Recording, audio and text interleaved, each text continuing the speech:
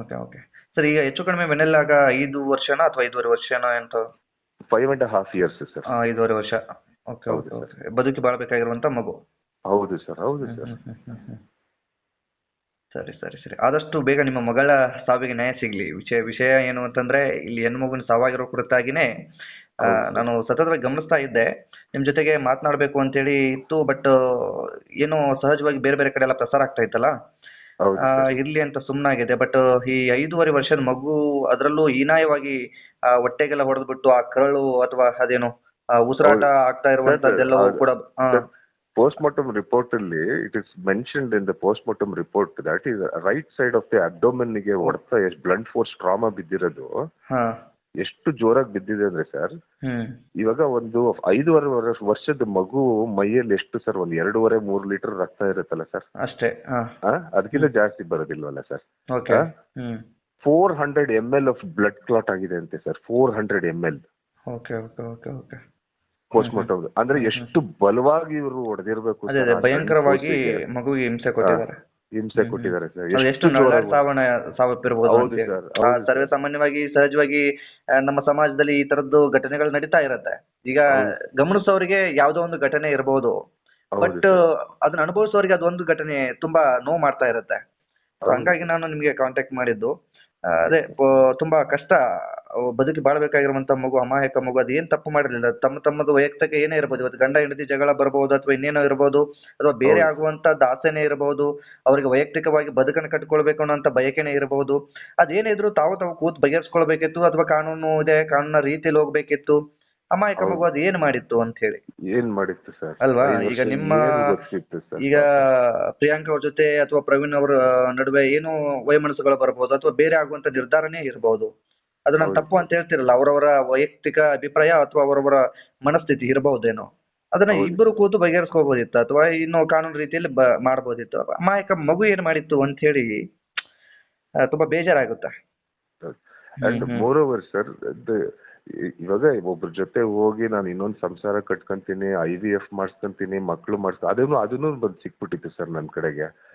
ನೀನು motherhood hospital ಅಲ್ಲಿ ಹೋಗ್ಬಿಟ್ಟು IVF ಎಲ್ಲ ಮಾಡಕ್ ಓಡಾಡ್ತಾ ಇದೀಯ ನೀನು IVF ಅಂತ ಮಾಡಿಸ್ಕೊಂಡ್ರೆ 2 ಮಕ್ಳು ಮಾಡ್ತಾರೆ ಸರ್. ಯೂಶಲಿ ಟ್ವಿನ್ಸ್ ಮಾಡ್ತಾರೆ, 1 ಮಗು ಮಾಡೋದಿಲ್ಲ ಅವರು. ಸೊ ನೀನ್ ಹೆಂಗಿದ್ರು ಟ್ವಿನ್ಸ್ ಮಾಡ್ಕೊಂತ ಇದ್ಯಾ, ಈ ಮಗು ಯಾಕೆ ನಿನಗೆ ಕೊಟ್ಬಿಡೆ ಅಂತಾನು ಕೇಳಿದ್ದೆ. ನನ್ನ ಜೊತೆಗೆ ಇರ್ಲಿ ನನ್ನ ಮಕ್ಳಿಬ್ರು, ನನ್ನ ಮಕ್ಳು ಇಬ್ರು ನನ್ನ ಜೊತೆ.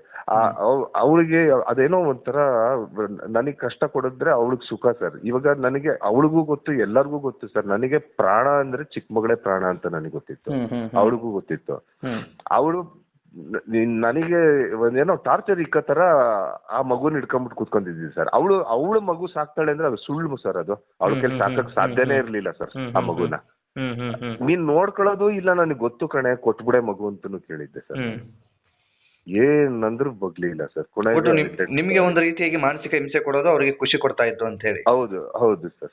ಓಕೆ ಓಕೆ ಓಕೆ ಸರ್, ಅದೇ ನಾನು ಯಾವುದೇ ಕಾರಣಕ್ಕೂ ನಿಮ್ಮನ್ನ ಇದು ಕೇಳಬಾರ್ದು ಅಂತ ಹೇಳಿತ್ತು, ಆದ್ರೂ ಕೂಡ ಕೇಳ್ತಾ ಇದ್ದೀನಿ. ನಿಮ್ಮ ಒಂದು ಕುಟುಂಬದ ಬ್ಯಾಕ್ಗ್ರೌಂಡ್ ನನಗೆ ಆಲ್ರೆಡಿ ಗೊತ್ತು, ಈಗ ವೀಕ್ಷಕರಿಗೆಲ್ಲ ಗೊತ್ತಿರಲಿ ಒಂಚೂರು ಅಂತೇಳಿ ನಾನು ಅವರ ಗಮನಕ್ಕೂ ಒಂದು ಎಚ್ಚರಿಕೆ ಆಗಬಹುದು ಅನ್ನೋ ಕಾರಣಕ್ಕೆ ಕೇಳ್ತಾ ಇರುವಂತದ್ದು. ಸೊ ನಿಮ್ಮ ಕುಟುಂಬದ ಬ್ಯಾಕ್ಗ್ರೌಂಡ್ ಒಂಚೂರು ಹೇಳ್ಬಿಡಿ, ಯಾವ ರೀತಿಯಾದಂತ ಒಂದು ಬ್ಯಾಕ್ಗ್ರೌಂಡ್ ಇದೆ ನಿಮ್ದು ಅಂತ ಹೇಳಿ. ಸರ್, ನಮ್ಮ ತಂದೆಯವರು ಮೂಲತಃ Guttur, Harihar, Davanagere district. Okay. So ಅವರು 20s ಏಜ್ ಅಲ್ಲಿ ಇದ್ದಾಗ ಅವರು ಬೆಂಗಳೂರಿಗೆ ಬಂದು BL ಫ್ಯಾಕ್ಟರಿಯಲ್ಲಿ ಕೆಲಸ ಮಾಡ್ತಾ ಇದ್ರು. ಮತ್ತಿಕೆರೆಯಲ್ಲಿ ಒಂದು 20 years ಆಗೋ ಒಂದು ಸೈಟ್ ತಗೊಂಡು ಮನೆ ಕಟ್ಕೊಂಡು ಮತ್ತಿಕೆರೆಯಲ್ಲೇ ವಾಸವಾಗಿದ್ದು. ನಾನು ಹುಟ್ಟಿದಾಗಿಂದ ನಾನು ಮತ್ತಿಕೆರೆಯಲ್ಲಿ ಯಶವಂತಪುರದಲ್ಲೇ ಹುಟ್ಟು ಬೆಳೆದಿರೋದು. ನಂದು ನಾವೆಲ್ಲ ನಮ್ ತಂದೆಯವರು ಆಮೇಲೆ ಲೇಟರ್ ಆನ್ ಅವ್ರೊಂದು ಕಂಪನಿ ಓಪನ್ ಮಾಡಿದ್ರು. ನಾನು ಆ ಕಂಪನಿ ಕೆಲಸ ಮಾಡಕ್ ಹೋಗ್ತಾ ಇದ್ದೆ ಸರ್. ನಾನು ಅಲ್ಲೇ ಕೆಲಸ, ನಾನು ಪ್ರಿಯಾಂಕದ್ ಮದುವೆ ಆಗಿದ್ದಾಗ ನಾನು ನಮ್ಮ ಕಂಪನಿಯಲ್ಲಿ ಕೆಲಸ ಮಾಡ್ತಾ ಇದ್ದಿದ್ದು ಸರ್. ಸೊ ನಮ್ಮ ಫ್ಯಾಮಿಲಿಯಲ್ಲಿ ಅಕ್ಕ ತಂಗಿ ಒಬ್ರು, ನಾನು ಒಬ್ಬ ಗಂಡ್ ಮಗು ಸರ್. ಅಕ್ಕ UK ದಲ್ಲಿ ಡಾಕ್ಟರ್, ತಂಗಿ UK ದಲ್ಲಿ ಆರ್ಕಿಟೆಕ್ಟ್ ಅವರು. ನಾನು ಒಬ್ನೇ ಮನೇಲಿ ಇದ್ದಿದ್ದು ಸರ್. ನಮ್ಮ ತಂದೆ ತಾಯಿ ಜೊತೆಗೆ ನಾ ಇದ್ದಿದ್ದು. ಸೊ ನಮ್ಮ ವೈಫ್ ಮದ್ವೆ ಆಗಿದ್ದಾಗ ನಾವೆಲ್ಲರೂ ಚೆನ್ನಾಗಿ ಇಲ್ಲೇ ಇದ್ವಿ ಸರ್. ನಮಗೆ ಫಸ್ಟ್ ಮಗು ಆಗಿದ್ದಾಗ ಹೆಣ್ಮಗು ಆಗಿತ್ತು ಸರ್. ನಮ್ಗೆ ದೊಡ್ಡ ಮಗಳು ಹೆಣ್ಮಗು. ಅದಾದ ನಂತರ ನಾವ್ ಎಷ್ಟು ಟ್ರೈ ಮಾಡಿದ್ರು ನಮಗೆ ಮಕ್ಕಳಾಗ್ಲಿಲ್ಲ ಸರ್ ನಮಗೆ. ಸೊ 12 ವರ್ಷ ಆದ್ಮೇಲೆ ನಮ್ಮ ಚೋಟು ವೆನ್ನು ಹುಟ್ಟಿದ್ದು ಸರ್ ನಮಗೆ, ಆಫ್ಟರ್ 12 years ಸರ್. ಸೊ ನಮ್ಮ ಮನೆಯಲ್ಲಿ ದ ಪ್ರಾಬ್ಲಮ್ ವಾಸ್ ದಟ್ ಗಂಡು ಮಗು ಬೇಕು ಅಂತ ನಮ್ಮಮ್ಮ ನಮ್ಮ ಅಪ್ಪ ಇಬ್ಬರದು ಸರ್. ಅದು ಒಂದ್ ಸ್ವಲ್ಪ ತಾರಕಕ್ಕೆ ಹೋಯ್ತು, ಅದು ಏರ್ಬಿಡ್ತು ಸರ್ ಅದು. ಹಾಗಾಗಿ ಏನ್ ಮಾಡಿದೆ, ಸರಿ ಇದು ಯಾಕೋ ಸರಿ ಆಗ್ತಾ ಇಲ್ಲ ಅಂದ್ಬಿಟ್ಟು 2021 ನಲ್ಲಿ ಪಾಪು ಹುಟ್ಟಿದ್ದು 2020 21 ನಾನು ಪ್ರಿಯಾಂಕಾ ನಮ್ಮಿಬ್ರು ಮಕ್ಕಳನ್ನ ಕರ್ಕೊಂಡು ನಾವು ಮೈಸೂರಿಗೆ ಹೋಗಿ ಸೆಟ್ಲ್ ಆದ್ವಿ ಸರ್. ನಾವು ಮೈಸೂರಲ್ಲಿ ನಾವು ಇದು ಪ್ರಿಯಾಂಕಾ ಅವಾಗ್ಲೇ ಅವಳು ಲಾನು ಮೈಸೂರಲ್ಲೇ ಮಾಡಿದ್ದಾಗ ಆ ಪ್ರಿಯಾಂಕಾ ಅವ್ರ ತಂದೆ ಅಲ್ಲೊಂದು ಸಂಕಲ್ಪ ಸೆಂಟ್ರಲ್ ಪಾರ್ಕ್ ಅಲ್ಲಿ ಒಂದು ಅಪಾರ್ಟ್ಮೆಂಟ್ ತೆಗೆದುಕೊಟ್ಟಿದ್ರು ಸರ್ ಅವಳ ಹೆಸರು ಮೇಲೆ. ಸೊ ಹೆಂಗೂ ನಮ್ ಅಪಾರ್ಟ್ಮೆಂಟ್ ಐತೆ ಅಲ್ಲಿ, ಅಂಡ್ ಒಂದ್ ಸ್ವಲ್ಪ ಫೈನಾನ್ಷಿಯಲಿ ನಮಗೂ ಒಂದ್ ಸ್ವಲ್ಪ ಡಿಫಿಕಲ್ಟಿ ಆಗ್ತಾ ಇತ್ತು ಮನೆ ಬಿಟ್ಟು ಬಂದ್ಮೇಲೆ. ಸೊ ಆಯ್ತು ನಡಿ ನಾವ್ ಅಲ್ಲಿಗೆ ಹೋಗ್ಬಿಟ್ಟು ಅಲ್ಲೇ ಸೆಟ್ಲ್ ಆಗ್ಬಿಡೋಣ ಅಂತ ಹೇಳ್ಬಿಟ್ಟು ನಾವು 4 ಜನರು ನಾವು ಮೈಸೂರಿಗೆ ಹೋದ್ವಿ ಸರ್. ನಮ್ಮಿಬ್ಬರ ಮಕ್ಕಳದು ಸ್ಕೂಲಿಂಗ್ಸ್, ಕಾಲೇಜು, ಆಮೇಲೆ ಪ್ರಿಯಾಂಕಾ ನಾನ್ ಇರ್ತಾ ಇದ್ವಿ ಎಲ್ಲ ನಾವು ಮೈಸೂರಲ್ಲೇ from the past 3.5 years sir. 3.5 ವರ್ಷ ಚೆನ್ನಾಗೇ ಇದ್ವಿ. ಮನೆ ಹೊಸ ಪೇಂಟ್ ಎಲ್ಲ ಹೊಡೆಸಿ ರೀಡೆಕೋರೇಟ್ ಎಲ್ಲ ಮಾಡಿ ನಮಗೆ ಲೆಕ್ಕಾಚಾರದಲ್ಲಿ ನಾವು ಮನೇನ ಅರೇಂಜ್ ಮಾಡ್ಕೊಂಡ್ರೆ ನಾವೆಲ್ಲರೂ ಚೆನ್ನಾಗಿದ್ವಿ sir. Until November 2025 sir. November 25ಗೆ ಅದು ಯಾವ್ದು ಬರ್ತಾರ ಶನಿ ವಕ್ರಿಸ್ತತೆ ಅಂತಾರಲ್ಲ ಸರ್, ಆ ತರ ಇವನು ವಕ್ರಿಸ್ಕೊಂಡ ಸರ್. ವಕ್ರಿಸ್ಕೊಂಡ್ಮೇಲೆ ನಮ್ಮ ಎವ್ರಿಥಿಂಗ್ ಇದಾಯ್ತು. ನಮ್ಮ ತಂದೆ ಎಸ್ ಸರ್, ನಮ್ ತಂದೆ ಕ್ಯಾನ್ಸರ್ ಆಗ್ಬಿಟ್ಟು ಲಾಸ್ಟ್ ಇಯರ್ ಮೇ ಅಲ್ಲಿ ತೀರ್ಕೊಂಡು ಹೋದ್ರು ಸರ್ ಅವರು. ಪ್ರಿಯಾಂಕಾ ಅವ್ರ ತಂದೆ ಬಂದ್ಬಿಟ್ಟು 2019 ಆಗಸ್ಟ್ ಅಲ್ಲಿ ಅವರು ತೀರ್ಕೊಂಡು ಹೋದ್ರು ಸರ್. ಅವರು ಹಾರ್ಟ್ ಅಟ್ಯಾಕ್ ಆಗಿ ತೀರ್ಕೊಂಡು ಹೋದ್ರು ಸರ್. ಹಾಗಾಗಿ ಒಂದ್ ಸ್ವಲ್ಪ ನಮ್ದು ಫ್ಯಾಮಿಲೀಸ್ ವಿ ಗ್ರೂ ಅಪಾರ್ಟ್. ನಾವು ಒಟ್ಟಿಗೆ ನಾವು ನ್ಯೂಕ್ಲಿಯರ್ ಫ್ಯಾಮಿಲಿ ತರ ನಾವು ನಮ್ಮ ಪಾಡಿಗೆ ನಾವು ಇರ್ತಾ ಇದ್ವಿ ಸರ್. ಈ ತರ ಇತ್ತು ಸರ್. ಇದೆ ನಾನು ಇದನ್ನ ಕೇಳಬೇಕು ಅಂತ ಏನೋ ಉದ್ದೇಶ ಅಲ್ಲ. ಒಂದು ವರ್ಷಕ್ಕೆ ನಿಮ್ದು ಟೋಟಲ್ ಆದಾಯ ಅಂತ ಬಂದ್ರೆ ಎಷ್ಟು ಆಗ್ಬೋದು ಅಂತಂದ್ರೆ, ಒಂದು ಐಷಾರಾಮಿ ಜೀವನ ಮಾಡಬಹುದಾ ಅಂತಂದ್ರೆ, ನನಗೆ ಮೊತ್ತ ಬೇಕಾಗಿಲ್ಲ, ಬಟ್ ಒಂದು ಐಷಾರಾಮಿ ಜೀವನ ಮಾಡ್ಬೋದಾ, ಚೆನ್ನಾಗಿರ್ಬಹುದಾ? ಇವತ್ತು ನಮ್ಗೆ ಬಯಸಿದ್ದನ್ನ ತಗೊಂಡು ತಿಂದು ಕಣ್ತುಂಬ ನಿದ್ದೆ ಮಾಡುವಂತ ಅಷ್ಟು ಆದಾಯ ಏನ್ ಸಿಗ್ಬೋದಾ? ಎಸ್ ಸರ್, ನಾವು ತುಂಬಾ ಏನೋ ಇನ್ಕಮ್ ಅಂತ ಇರ್ಲಿಲ್ಲ ಸರ್. ಬಟ್ ಮಕ್ಕಳಿಗೆ ನೋಡ್ಕೊಳ್ಳೋಷ್ಟು, ಮನೆ ಮೇಂಟೈನ್ ಮಾಡೋದಷ್ಟು, ಮನೆಗೆ ರೇಷನ್ ತರೋದಷ್ಟು ಆಗಿರ್ಲಿ, ಕರೆಂಟ್ ಬಿಲ್ ಕಟ್ಟಕ್ ಆಗಿರ್ಲಿ, ಅದನ್ನ ಅಂತ ಯಾವ್ದಕ್ಕೂ ಕೊರತೆ ಇರ್ಲಿ. ಇನ್ನು excess every week sir, every week ನಾವು ನಮ್ದೊಂದು ಅದೊಂದು ಡಿಸಿಷನ್ ತಗೊಂಡಿದ್ದೆ ನಾನು. ನಾವೆಲ್ಲ 4 ಜನರು ಕೂಡ್ಬಿಟ್ಟು ನಾವೆಲ್ಲರ ಹೋಗ್ಬಿಟ್ಟು ಒಂದ್ ಮಧ್ಯಾಹ್ನ ಊಟನೋ ಒಂದ್ ರಾತ್ರಿ ಊಟನ ಮಕ್ಕಳು ಇಬ್ರು ಮಕ್ಕಳು ಒಂದ್ ಬ್ರೇಕ್ಫಾಸ್ಟ್ ಆದ್ರೂ ಆಯ್ತು, ಲಂಚ್ ಆದ್ರೂ ಆಯ್ತು, ಡಿನ್ನರ್ ಆದ್ರೂ ಆಯ್ತು. ವೀಕ್ ಒಂದ್ಸತಿ ನಾವು ಔಟಿಂಗ್ ಹೋಗ್ಲೇಬೇಕು ಆತರ ಸರ್. 6 ತಿಂಗಳಿಗೆ ಒಂದ್ಸತಿ ಒಂದು ಫಾರಿನ್ ಟ್ರಿಪ್ ಹೊಡಿಬೇಕು. ಆತರ ನಾವು ಥೈಲ್ಯಾಂಡಿಗೆ, ಈ ಕಡೆಗೆ ಯುರೋಪ್ ನೇಷನ್ಸ್ ಗಳಿಗೆ, ಲಂಡನ್ಗೂ ಹೋಗ್ಬಿಟ್ಟು, UK ಗೂ, ನಮ್ಮ ಅಕ್ಕ ಮನೆಗೂ ಹೋಗ್ಬಿಟ್ಟು ಬಂದೀವಿ sir. Everybody as a family ನಾವೆಲ್ಲ ತಿರುಗಾಡಿದೀವಿ. ನಾಟ್ ಲೈಕ್ ಏನೋ ಕೈಗಿದ್ರೆ ಕಾಲ್ಗಾಗಲ್ಲ, ಕಾಲ್ಗಿದ್ರೆ ಕೈಗಾಗಲ್ಲ ಅಂತ ಏನೂ ಇಲ್ಲ ಸರ್ ಆತರ. ಅಲ್ಲ, ಅದೇ ನಾನು ಯಾವ ಉದ್ದೇಶಕ್ಕಾಗಿ ಕೇಳಿದೆ ಅಂತಂದ್ರೆ, ಎಷ್ಟೋ ಜನರನ್ನ ನಾವು ನೋಡಿದೀವಿ. ಯಾಕೆಂತಂದ್ರೆ ಸಮಾಜದಲ್ಲಿ ನಾವು ಒಡನಾಟ ಅಂತದೆಲ್ಲ ಇಟ್ಕೊಂಡಿರೋದ್ರಿಂದ, ನೀವು ನಂಬ್ತಿರೋ ಬಿಡ್ತಿರೋ ಅಥವಾ ನಿಮ್ ಗಮನಕ್ಕಿದೆಯೋ ಇಲ್ವೋ ಗೊತ್ತಿಲ್ಲ, ಅಥವಾ ನಿಮ್ಮನ್ನ ಹರ್ಟ್ ಮಾಡ್ಬೇಕು ಅನ್ನೋ ಉದ್ದೇಶಕ್ಕೂ ನಾನು ಈ ಮಾತನ್ನ ಹೇಳ್ತಾ ಇಲ್ಲ. ಎಷ್ಟೋ ಜನರಿಗೆ ತಿನ್ನೋಕು ಒಂದು ತುತ್ತು ಅನ್ನ ಇರೋದಿಲ್ಲ. ಮಕ್ಕಳು ಬೀದಿಲಿ ಬಿದ್ದಿರ್ತವೆ, ಗಂಡ ಹೆಂಡತಿ ಆಗಷ್ಟೇ ಕೆಲಸವನ್ನ ಮಾಡ್ತಾ ಇರ್ತಾರೆ. ಬಹುತೇಕ ನೀವು ಬೆಂಗಳೂರು ಭಾಗದಲ್ಲಿ ಕೆಲವೊಂದಿಷ್ಟು ಜನರನ್ನ ಇದೇನು ಸೆಡ್ ಅಂತಿರೋ ಅಥವಾ ಏನಂತ ಕರೀತಾರೆ ಅದೆಲ್ಲ ಆತರ ನಿರ್ಮಾಣ ಮಾಡ್ಕೊಂಡು ರಸ್ತೆ ಬದಿಲಿ ಏನೋ ಅವ್ರದೊಂದು ವಾಸವಾಗಿರುವಂತ ಪ್ರದೇಶಗಳು. ಆ ಸಂದರ್ಭದಲ್ಲಿ ಗಂಡ ಹೆಂಡತಿನ ಮಾತನಾಡಿಸ್ಬಿಟ್ರೆ ಅವ್ರು ಎಷ್ಟು ಖುಷಿಯಾಗಿದಾರಲ್ಲ ಅನ್ಸ್ಬಿಡುತ್ತೆ. ಇವತ್ತು ನಮ್ಮ ಹತ್ರ ಕೋಟಿ ದುಡ್ಡಿದೆ, ಹೊಟ್ಟೆ ತುಂಬಾ ಊಟ, ಕಣ್ತುಂಬ ನಿದ್ದೆ, ಇವತ್ತು ಆರೋಗ್ಯ ತಪ್ಪು ಹೋಗಿದೆ ಅಂತಂದ್ರೆ ಈ ತಕ್ಷಣಕ್ಕೆ ಹಾಸ್ಪಿಟ್ಲಿಗೆ ಹೋಗುವಷ್ಟು ಸಾಮರ್ಥ್ಯ ನಮ್ಮ ಹತ್ರ ಇದೆ. ಒಂದು ವಾರ ಬಿಟ್ಟು ತಿಂಗಳು ಅಡ್ಮಿಟ್ ಆದ್ರೂ ಕೂಡ AC ರೂಮಲ್ಲೇ ಇದ್ರೂ ಕೂಡ ಬಿಲ್ ಕಟ್ಟುವಂತ ಸಾಮರ್ಥ್ಯ ನಮ್ಮ ಹತ್ರ ಇದೆ. ಇಷ್ಟೆಲ್ಲ ನಮ್ಗೆ ಇದೆ, ದೇವ್ರು ಕೊಟ್ಟಿದ್ದಾನೆ, ಚೆನ್ನಾಗಿ ದುಡ್ಕೊಂಡಿದೀವಿ, ಮಾಡ್ಕೊಂಡಿದೀವಿ, ಹಿರಿಯರ ಆಶೀರ್ವಾದ ಇದೆ, ಏನೋ ಇದೆ, ಆರಾಮಾಗಿ ಸುಖವಾದಂತ ಸಂಸಾರವನ್ನ ಮಾಡಬಹುದು ಗಂಡ ಹೆಂಡತಿ ಅಂಡರ್ಸ್ಟ್ಯಾಂಡಿಂಗ್ ಅಲ್ಲಿ ಇದ್ದು ಬಿಟ್ರೆ.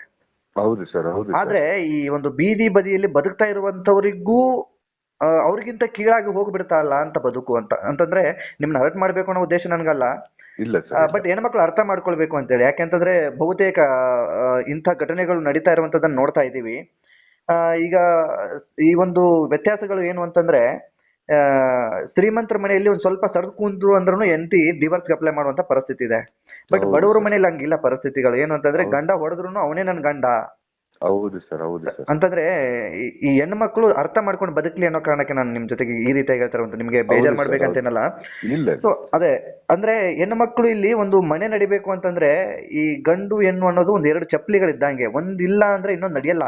ಹೌದು ಸರ್. ಅದು ಅರ್ಧೋಯ್ತು ಅಂದ್ರೆ ಅದು ಸಂಪೂರ್ಣವಾಗಿ ನಾಶ ಆಗೋಗ್ಬಿಡುತ್ತೆ ಆ ಕುಟುಂಬ. ಸೊ ಅದನ್ನ ಅರ್ಥ ಮಾಡ್ಕೊಂಡು ಬದುಕಬೇಕಾಗತ್ತೆ. ಹೆಣ್ಣೆ ಆಗ್ಲಿ ಗಂಡೆ ಆಗ್ಲಿ ಸಹಜವಾಗಿ ಪ್ರತಿಯೊಬ್ಬರು ಕುಟುಂಬದಲ್ಲಿ ಗಂಡ ಹೆಂಡತಿ ಅಂದ್ಮೇಲೆ ಜಗಳ ಆಡೇ ಆಡ್ತಾರೆ, ವೈಮನಸ್ಸುಗಳು ಬಂದೇ ಬರುತ್ತೆ. ಅದು ಗಂಡ ಹೆಂಡತಿ ಜಗಳ ಉಂಡು ಮಲ್ಗೋವರೆಗೂ ಅಂತೇಳಿ ಹಿರಿಯರು ಹೇಳ್ತಾರೆ. ಅಂತಂದ್ರೆ ನಾವು ಇವತ್ತು ಎಷ್ಟೇ ಜಗಳ ಮಾಡಿರ್ಬೋದು, ಮಲಗಬೇಕಾದ್ರೆ ನಾವು ಫ್ರೆಶ್ ಮೈಂಡ್ ಇಂದಾನೆ ಇರಬೇಕು ಅಂತ ಹೇಳಿ. ಅಂತಂದ್ರೆ ಮುಂದಿನ ದಿನಗಳು ಚೆನ್ನಾಗಾಗ್ಲಿ, ನಮ್ಮ ಮಕ್ಕಳ ಭವಿಷ್ಯ ಚೆನ್ನಾಗಿರ್ಲಿ ಅಂತ ಹೇಳಿ. ಹೌದು ಸರ್. ಸೊ ಈ ರೀತಿಯಾಗಿ ಬದುಕನ್ನ ಕಟ್ಕೊಂಡು ಬಿಟ್ರೆ ಆರಾಮಾಗಿರ್ಬೋದು. ಅಥವಾ ಈ ರೀತಿಯಾಗಿ ಯಾವುದೋ ಒಂದು ಒಳ್ಳೆಯ ಕುಟುಂಬ ಇದ್ರೂ ಕೂಡ ಚೆನ್ನಾಗಿ ಬದುಕನ್ನು ಕಟ್ಕೊಳ್ಬೇಕಾದಂಥದ್ದು ಮತ್ತು ಚೆನ್ನಾಗಿ ಜೀವನವನ್ನ ಮಾಡಬೇಕಾದಂಥ ವ್ಯವಸ್ಥೆ ಅಂತದ್ದೆಲ್ಲವೂ ಇದ್ರೂ ಕೂಡ ಯಾವುದೋ ಒಂದು ಮೋಹಕ್ಕೆ ಸಿಲುಕಿ ಈ ರೀತಿಯಾಗಿ ದುರಂತವನ್ನ ಮಾಡಿಬಿಟ್ಟು ತಾವು ತಮ್ಮ ಬದುಕನ್ನು ನಾಶಪಡಿಸ್ಕೊಳ್ಳದೆ ಅಲ್ಲದೆ ತಮ್ಮನ್ನೇ ನಂಬಿರುವಂಥ ಕುಟುಂಬ ಅಥವಾ ಅಮಾಯಕರಿಗೆ ಎಲ್ರಿಗೂ ಕೂಡ ನೋವನ್ನು ಮಾಡುವಂಥ ದುರಂತ ಈ ಸಂದರ್ಭದಲ್ಲಿ ನಡೆದೋಗ್ಬಿಡ್ತಾರೆ ಅಂತೇಳಿ. ಹೌದು ಸರ್, ಹೌದು ಸರ್, ಖಂಡಿತ sir. And moreover one more thing sir, ಇವರು ಮಾಡ್ಲಿ, ಇವರು whatever she has done, ನನಗೆ ಅದ್ರ ಮೇಲೆ ಅಭ್ಯಂತರ ಇಲ್ಲ. Her choice in life she wanted ಏನೋ ಮಾಡ್ಬೇಕು ಅಂತ. ಬಟ್ ಒನ್ ನನಗೆ ಕ್ವೆಶನ್ ಏನು ಅಂದ್ರೆ ಸರ್, ವಾಸ್ ಏಜ್ 40 ಅವ್ರನ್ನ ಒಂದ್ ಸ್ವಲ್ಪ ಯೋಚನೆ ಮಾಡ್ಬೋದಿತ್ತಲ್ಲ ಸರ್. 40 ವರ್ಷ ವಯಸ್ಸಲ್ಲಿ ನಾನು ಇಂಥ ಕೆಲಸ ಮಾಡಿದ್ರೆ ಸರಿನಾ ಅನ್ನೋದು ಒಂದ್ಸತಿ ಯೋಚನೆ ಮಾಡ್ಬೋದಿತ್ತಲ್ಲ sir. If she wanted to separate, ಆಯ್ತು ನನ್ನಿಂದ ದೂರ ಹೋಗ್ಬೇಕು ಅಂತ ಇದ್ದಿದ್ರೆ ಅದು ಲೆಕ್ಕ ಬೇರೆ ಆಗ್ತಾ ಇತ್ತು. But she chose to go have an affair at age of 40 ಅಲ್ಲ ಸರ್. ದಟ್ ರಿಯಲಿ ಅದು ನನ್ಗೆ ಇನ್ನೂ I am not able to get out of that. ಅದೇ ನಿಜವಾಗ್ಲೂ ಅದು ತುಂಬಾ ಒಬ್ಬ ಗಂಡನಿಗೆ ಅದು ತುಂಬಾ ಹರ್ಟ್ ಮಾಡುವಂತ ವಿಚಾರ. ನಾನು ಅದ್ರ ಬಗ್ಗೆ ಚರ್ಚೆ ಮಾಡ್ಲಿಲ್ಲ ಆ ಕಾರಣಕ್ಕಾಗಿನೇ. ಹೌದು. ಸೊ ಅದು ಸೂಕ್ಷ್ಮವಾಗಿ ನಾವು ನೀವುಗಳೆಲ್ಲ ಅರ್ಥ ಮಾಡ್ಕೊಳ್ಬೇಕಾಗಿರುವಂತದ್ದು. ಅದು ನಾನು ನಿಮ್ಗೆ ಹೇಳಿದ್ನಲ್ಲ, ಈಗ ಹೆಂಡತಿಯನ್ನ ನಾವೆಲ್ಲ ಚೆನ್ನಾಗಿ ನೋಡ್ಕೊಂಡ್ಬಿಡ್ತೀವಿ, ಅವರಿಗೆ ಜವಾಬ್ದಾರಿ ಅಂತ ಕೊಡೋದಿಲ್ಲ. ಒಂದು ಕಡೆ ನಮ್ದು ಕೂಡ ತಪ್ಪು ಅಂತ ನಮ್ಗೆ ವೈಯಕ್ತಿಕ ಅನ್ಸುತ್ತೆ, ನೀವೇನ್ ಅನ್ಕೊಳ್ತಿರೋ ಗೊತ್ತಿಲ್ಲ. ಹೌದು ಸರ್. ಹೆಂಡತಿಗೆ ಒಂದು ಜವಾಬ್ದಾರಿ ಅಂತ ನಾವು ಕೊಡ್ತಾ ಇಲ್ಲ. ಯಾಕೆಂತಂದ್ರೆ ನಮ್ದು ಒಂದು ಚೆನ್ನಾಗಿರೋ ಬ್ಯಾಕ್ ಗ್ರೌಂಡ್ ಇದೆ. ಹೆಂಡತಿ ನನ್ನ ಮಕ್ಕಳನ್ನ ನಮ್ಮ ಕುಟುಂಬನ ನೋಡ್ಕೊಂಡು ಹೋದ್ರೆ ಸಾಕು, ನಮ್ಗೊಂದು 2 ಟೈಮ್ ಊಟ ಮಾಡಿಕೊಟ್ರೆ, ಅಡಿಗೆ ಮಾಡಿಕೊಟ್ರೆ ಸಾಕು ಅಂತ ಹೇಳಿ ನಾವು ಸಾಕ್ತಾ ಇದ್ದೀವಿ. ಬಹುತೇಕ ಇದನ್ನ ಅವರು ದುರುಪಯೋಗ ಪಡಿಸ್ಕೊಂಡ್ ಬಿಟ್ರ ಅಂತ ಹೇಳಿ. ಯಾಕೆಂತಂದ್ರೆ ಹೊರಗಡೆ ಹೋಗ್ಬೇಕಂತ ಇಲ್ಲ, ಜವಾಬ್ದಾರಿ ಅಂತ ಏನಿಲ್ಲ. ಹೌದು ಸರ್, ಪ್ರಪಂಚ ನೋಡಿಲ್ಲ ಸರ್. ಹೊರಗಡೆ ಎಷ್ಟು ಜನರು ಎಷ್ಟು ಕಷ್ಟ ಬೀಳ್ತಾ ಇದಾರೆ ಅನ್ನೋದು ನೋಡಿಲ್ಲ ಇವ್ಳು. ಗೊತ್ತಿಲ್ಲ, ಅನುಭವನೂ ಇಲ್ಲ.